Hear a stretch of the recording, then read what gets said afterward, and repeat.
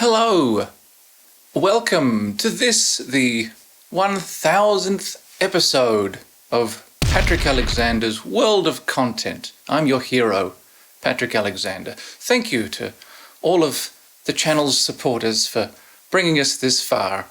It's been a wild ride. Thanks for sticking with us and supporting all of the stuff herein on the internet. Yes, the very same internet. Now, you know what, I'll get on with it.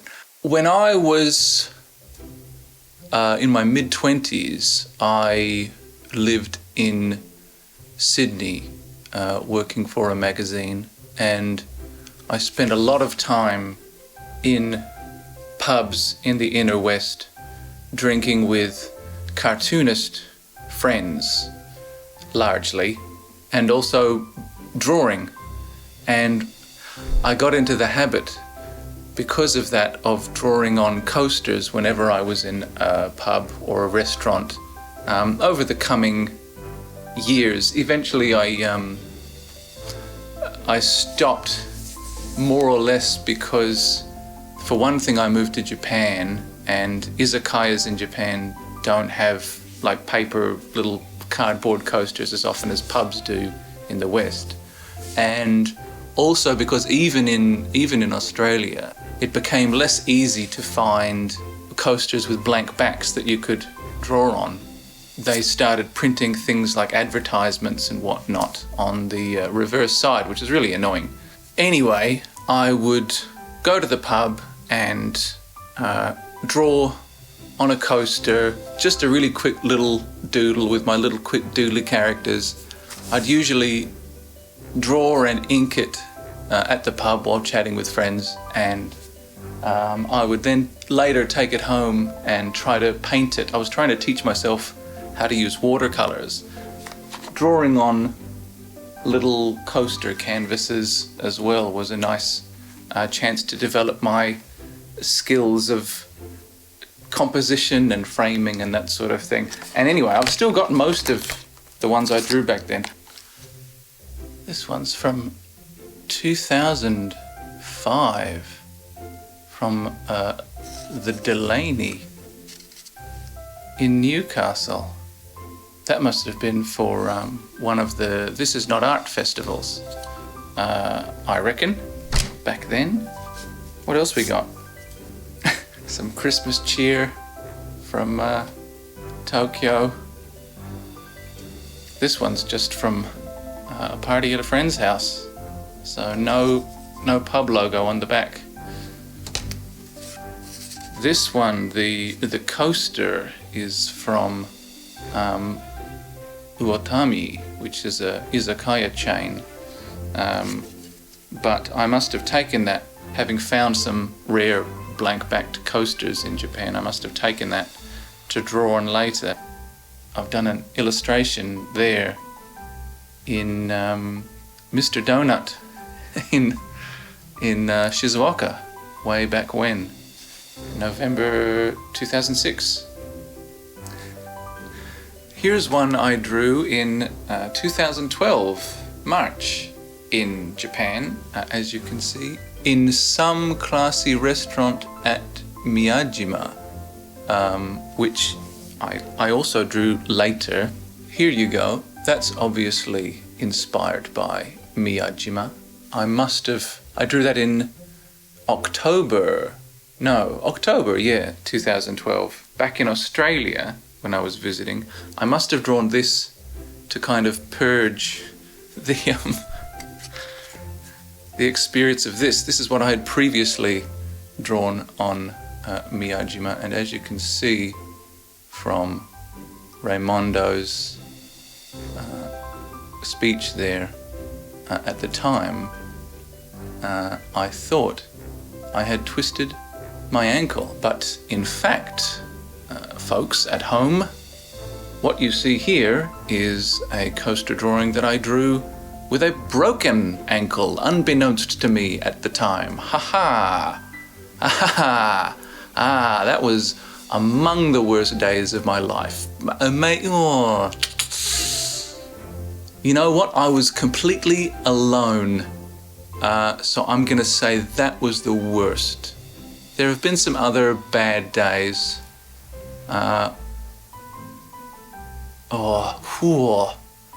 Actually, you know what? Let's not jump the gun on that one. But it was among the worst days. There's a lot. There's a bunch of them. There's a whole bunch. So this was sort of an ongoing art project I had. I just haven't touched or thought about this project in quite a few years because I've been too busy with everything, life, you know. But recently, a few months ago, I was in the Tokyu Hands in the main train station building of Nagoya. I went in there just to have a look. I hadn't been in that particular Tokyu Hands before. I ended up accidentally spending a fair bit of money, as you tend to do when you go into art and stationery shops just to have a look, you know. Well, I saw these. They're just sort of pretend coasters, and I thought, that's my old hobby. Remember, that's my hobby. Wouldn't it be nice to do those again? So as you can see, I bought some. And yeah, I did some more coaster illustrations, again with Tobias and Jube, my little beloved, internationally famous Australian children's comic characters. And I meant to do them quite quickly like I used to do in the pub. That didn't happen. I got really stuck into them. They turned into these really detailed little... Well, you'll see. I did 5 of them in a big, hyper-focused binge in all of my free time over a couple of weekends, and I sent them in envelopes of wonder to my Ko-fi supporters at the appropriate tier. It could be you. No, it can't. I won't do it again. And... in this video, you're going to watch me draw from start to finish the first of these 5 new coaster drawings that I did.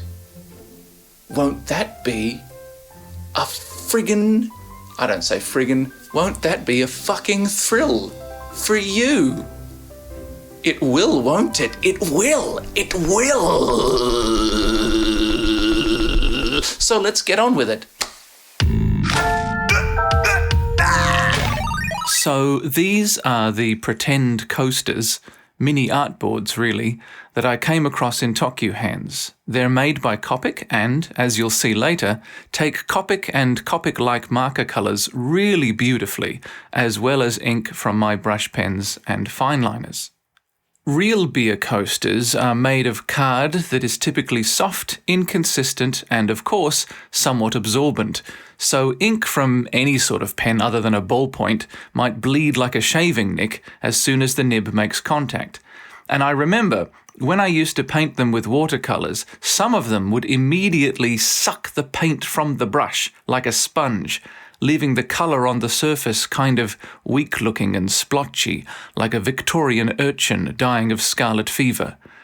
But in different colours, so, you know, like a Victorian urchin dying of scarlet fever at a disco. Oh! I do so like to boogie! These Copic pretend coasters, though, are smooth and dense, perfectly lightweight, but solid.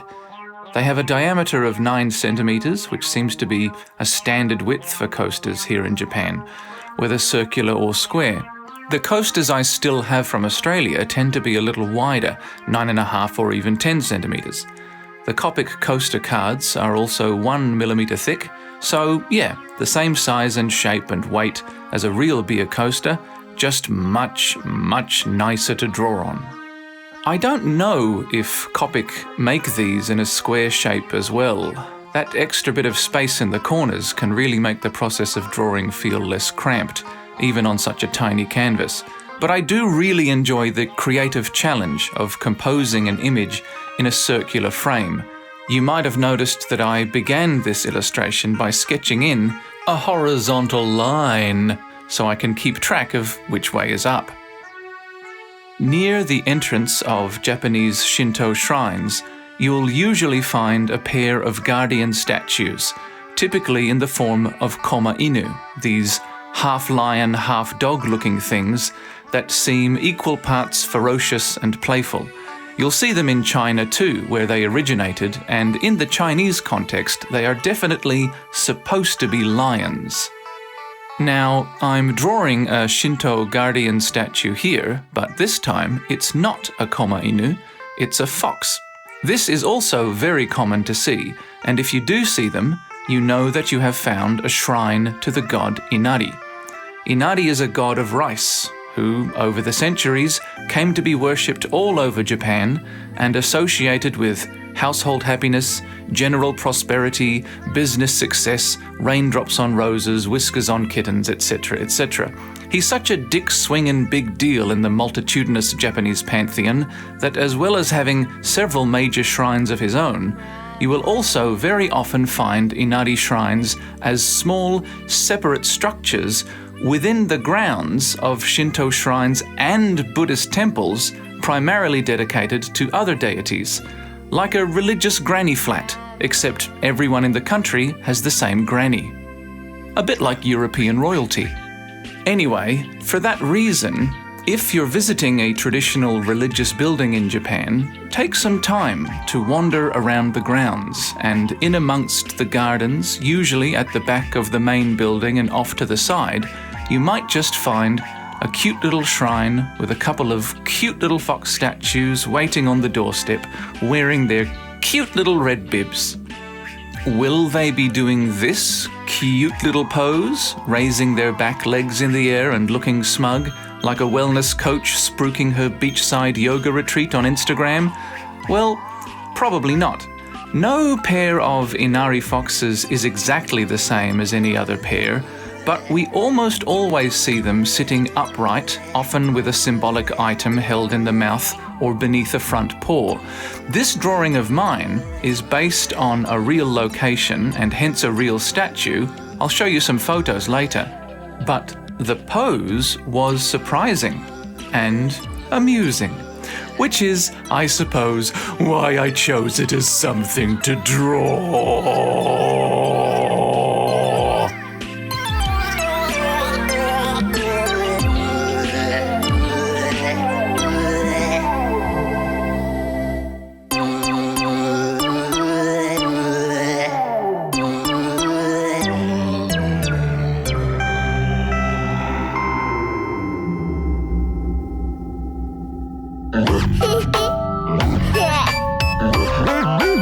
To ink the drawing, I'll be using a pair of Kuretake Bimoji brush pens, the Saiji, or fine, and the Gokuboso, or superfine, as well as a couple of fine liners in 0.3 and 0.1 size. I tend to buy Copic multiliners when they're available, but there are many good brands here in Japan, though plenty of shit ones too, probably. There's a big difference between pens that are designed for drawing and cheap stuff for stocking the office stationery cupboard. Now, the Bimoji brush pens, the word literally means beautiful letters, so these are designed for writing, specifically to emulate a calligraphy brush. But they're also great for cartoonists. I used to constantly switch inking tools, searching for the right one, and it turns out that Bimoji brush pens are the right one. They were suggested to me years and years ago, and I haven't used anything else since. I buy them here in Japan now. They're not too difficult to find. Tokyu Hands carries them.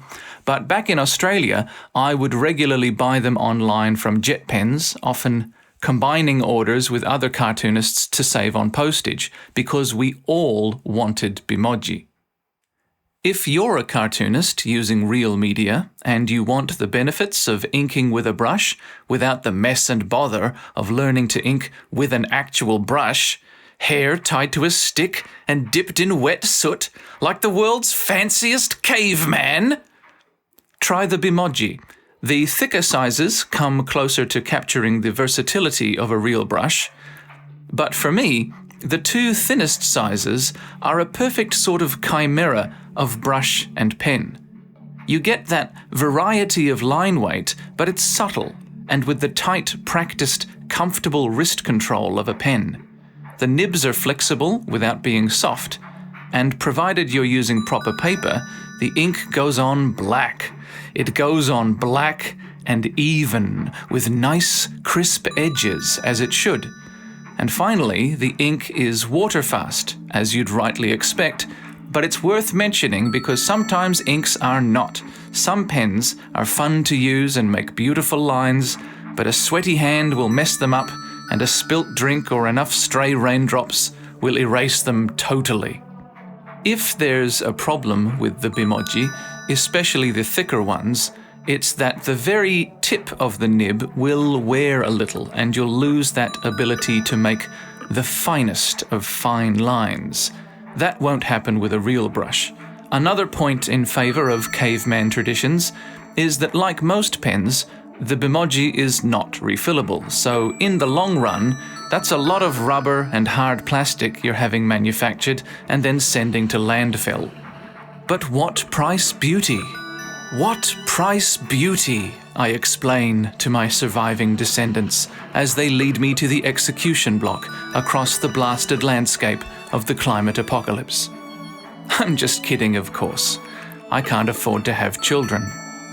It is a bit antithetical to the philosophy of doodling on beer coasters to be fussing about drawing tools, but again, this isn't a real coaster, and unfortunately I'm not at the pub with my mates. I'm here at my lovely new workstation at home, with years of accumulated but barely touched art materials at last arranged within easy reach. The heater is on, I've got a mug of hot tea, and my neighbours through the wall, who are so noisy sometimes, at the moment are peacefully dissolving in lie. Even the dog. So, this is nice too. Except for the weird smell.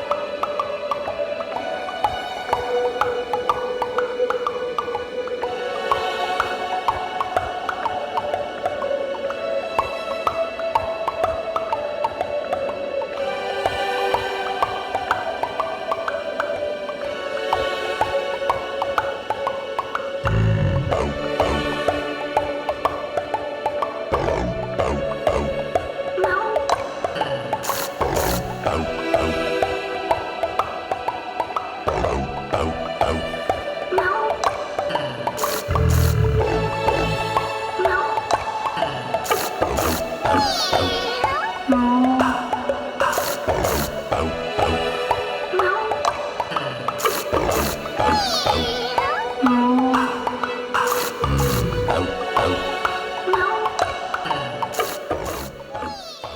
can see at this point I've made a decision about the inking I've already done. I'm going to go over this bit of it again and make it blacker to make the lighting more consistent and dramatic and to make the mid-ground items in front of the stone clearer to see. Since I'm using real media, I have to be sure about this. I can't change it back afterwards.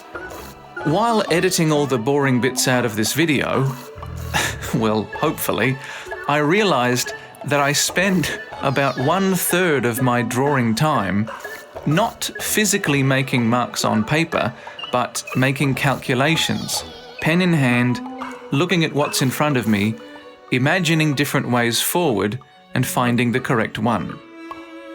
And here, once again, I've decided to add more line work to improve the scene's lighting.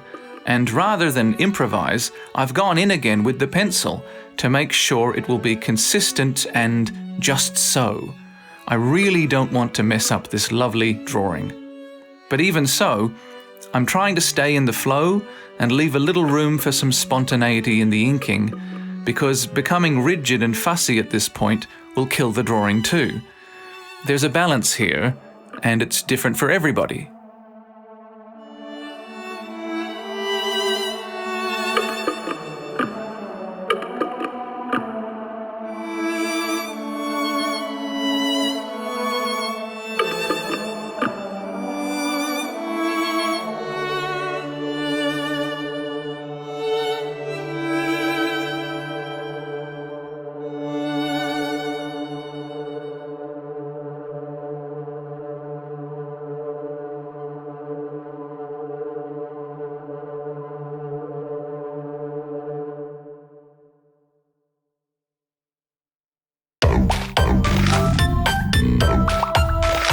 It's time to choose a palette and lay down the colours.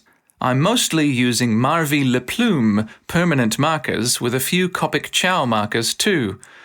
Copic Ciao! Ciao, darling, Copic Ciao, bye-bye! In the blue-green range, where I found Marvy's selection a little lacking. I took a gamble on a complete set of Plumes in a big plastic box, maybe 8 or 9 years ago. I just really wanted a whole bunch of markers all at once, but financially that was, and still is, impossible with Copics. They say, "Oh, start with a few of your favourite colours and build your collection gradually." But on the other hand, right there is a massive box of other markers that are far more affordable. And the Plumes have turned out to be really good.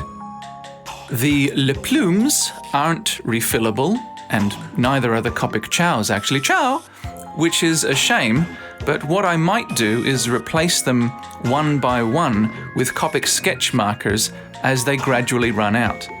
Another feature of Plumes is they only have a brush tip, no chisel or fine tip at the other end. I call this a feature and not a drawback, because I would only ever use the brush tip anyway. In fact, when I'm using other markers and pull the cap off and realize I've got the chisel tip instead of the brush tip, I get really annoyed. Who uses a chisel tip for illustrations? I'll tell you who. Architects, who are all deviants. If you've used other markers before, you will find the Plume brush tip to be very soft, a little spongy. It's something you notice as soon as you use one, but they can do tight corners and narrow spaces reasonably well once you get used to them. All markers of this type are quite bleedy, of course, and generally the trick is to colour up to just a whisker away from the edge of the line and let the bleeding do the rest. Anyway, Copic brush tips by comparison are a little firmer, a little thinner, and their strokes retain slightly sharper edges. But because of that, you might be surprised at how streaky some Copic colours can seem after using Plumes. Plumes are almost like a tiny step towards actual painting with inks or watercolors. Their softness and bleediness makes them very good at applying color evenly across large areas and hiding the actual strokes. And you can do color blending quite beautifully with them too. Although, when I say large areas, recall that I'm working on a 9 centimetre wide artboard here. Visible strokes aren't much of a worry at this scale anyway. I suppose my only real worry is, as always, architects. Sneaking onto my balcony and exposing themselves through my living room window. How do they manage to keep climbing up there, you might wonder, until one day it finally hits you. Who do you think designed the balcony? I did promise to show you some photos. No, stay. Come on, I just put the kettle on. Come on, sit down. So I lived in a major ward of Tokyo metropolis for 5 or 6 years and spent a lot of that time walking around, wandering and exploring. Tokyo is a great place for that.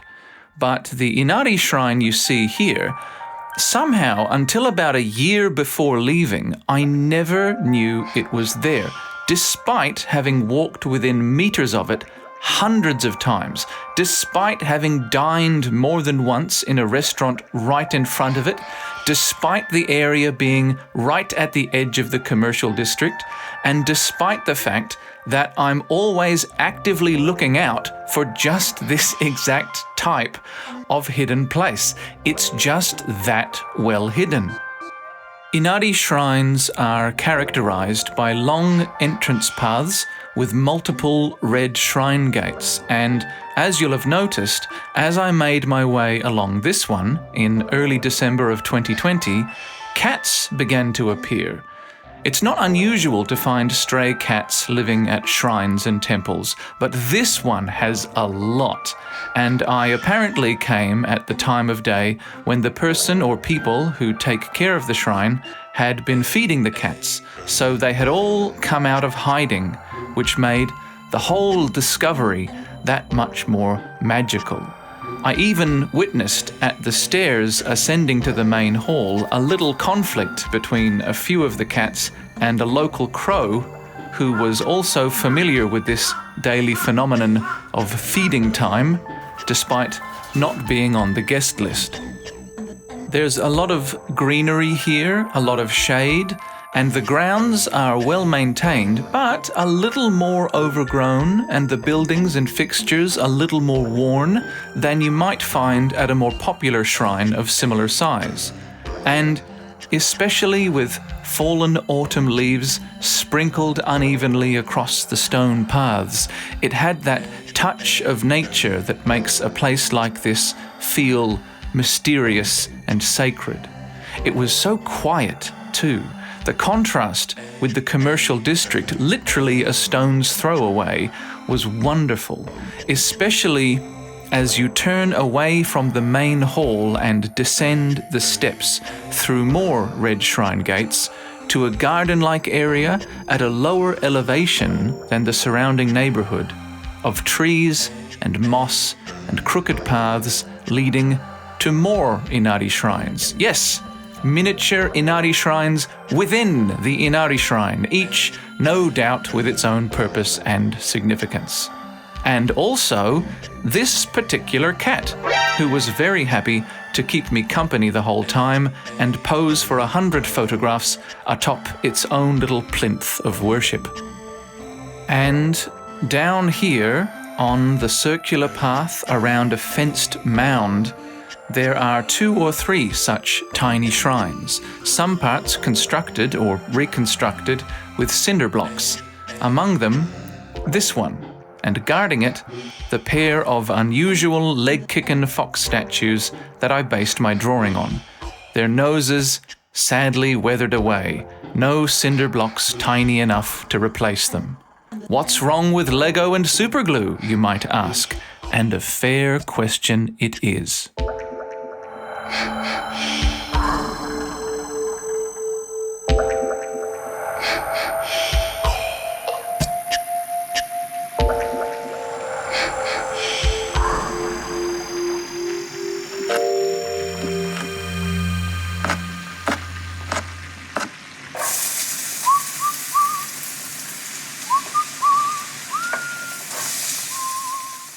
Although I'm very happy with my drawing, I don't think it quite captures how comical these statues are in real life, with these massive, oversized bibs dragging on the ground and hiding the entire front halves of their bodies, turning their heads into tiny protruding lumps and exaggerating the effect of that already quite strange back leg kick, making it look like some sort of poorly thought out magic trick.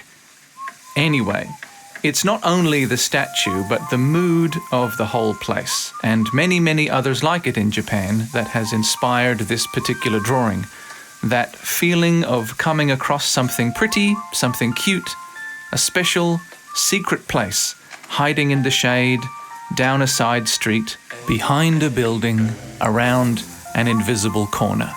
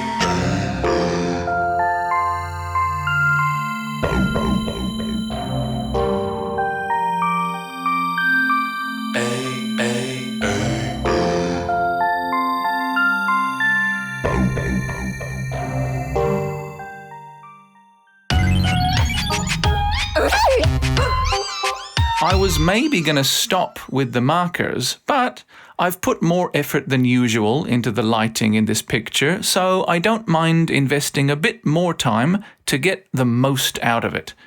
A bit of white Posca on the edge of the rock, half dried and then dabbed away, helps it to stand out against the sky, while also having the texture of something you might find growing on a rock. I don't know, I'm not a rock doctor.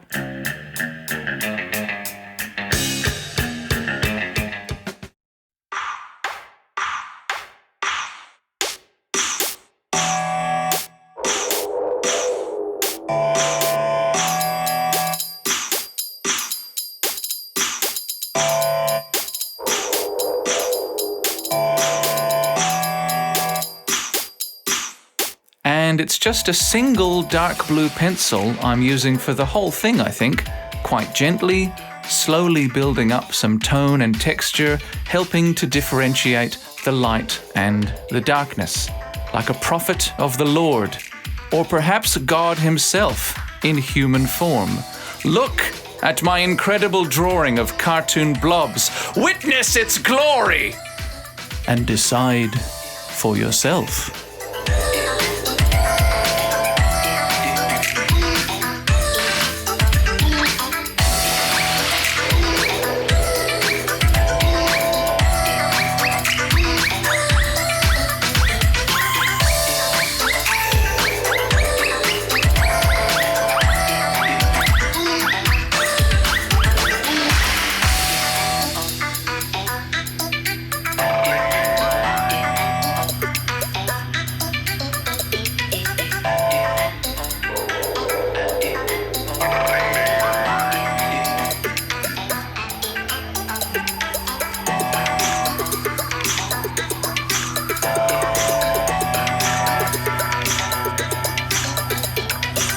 Just if you're curious, here are the marker colors that I used. By the way, apparently Marvy had a branding redo at some point, and the Plumes you can buy now are black instead of light grey, with a more sophisticated looking white logo printed on. So, next time you're at a high-class cocktail bar and a beautiful woman asks, "Pardon me, do you have an alcohol-based permanent illustration marker?" you can offer her your soft nib with total confidence.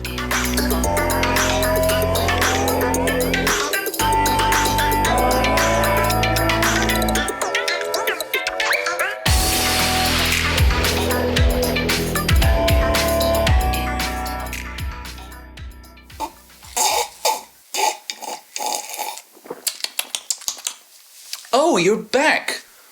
Wow! Wasn't that amazing? Yes! Yes! You exclaim in reply, almost involuntarily. You can't help it. You're astonished. Yes, that's right, yes! I know! I was there. I watched it in real time. You could probably see my fringe coming in at some point.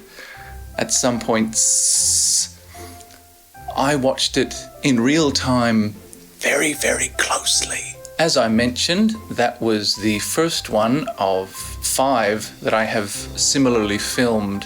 What you watch there is about 2.5 hours of actual pen-in-hand drawing time, not including breaks for meals or snacks or whatever. 2.5 hours to draw on a little circle. I got hyper-focused, as one does, and the ones to come, numbers 2, 3, 4, and 5, took even longer, between 3 and 3.5 hours each, those ones. Because, once you get into it, then you start getting ideas. Oh, how can I challenge myself next? Oh, what can I do that will be cool and fancy and impressive? So I'm thinking I might have to edit the next few videos in a different way, because apart from this video being so long, it also took weekends really to edit together. That was not the intention. I thought it would be simple and would take maybe a weekend. I don't know why I'm so bad at this. I always think I'm being quite generous and giving myself a lot of leeway with these predictions I have of how long something will take, and even so, it's always never even close. Like it's like astronomically wrong. The scale at which I am wrong about how long things will take.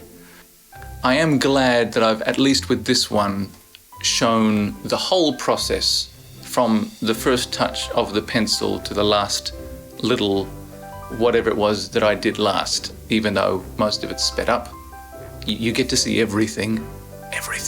I don't think I really need to do that again. If you like that though, by all means tell me. On that note, yes, please do down there in the comments or in whatever's down there if this is embedded in a website, but ideally here on YouTube, down there in the comments, if you have something that you liked or disliked about this video, something that interested or didn't interest you, something you'd like to see in the next one, your heart's desire, please express it below with the typing. You know how this works. I don't have to explain everything to you. But please, take a moment. You've already been here so long. Just a few moments more of your finite existence. You know, why not? It would help me a lot, more than you know. You think you know much, but if you would like one of these hot vegetables for your very own self, with a drawing on it, obviously, go ahead and follow me on Ko-fi. What have I written here? Blah, blah, blah, blah, blah, blah, blah. You don't have to donate or subscribe, this is true, but if you follow me, I can let you know if and when I open commissions for these things. Thank you very much for watching, even if you skipped some bits. Though, what happened in the bits that you skipped? Perhaps I grievously insulted you by name. Perhaps it was something really cutting that you wouldn't be able to forget. It's a good thing you skipped it. Nice work. Like and subscribe, etc. Thank you again for helping me to reach 1 million subscribers. I enjoyed making this video. You enjoyed watching it. But that doesn't make us friends. Goodbye.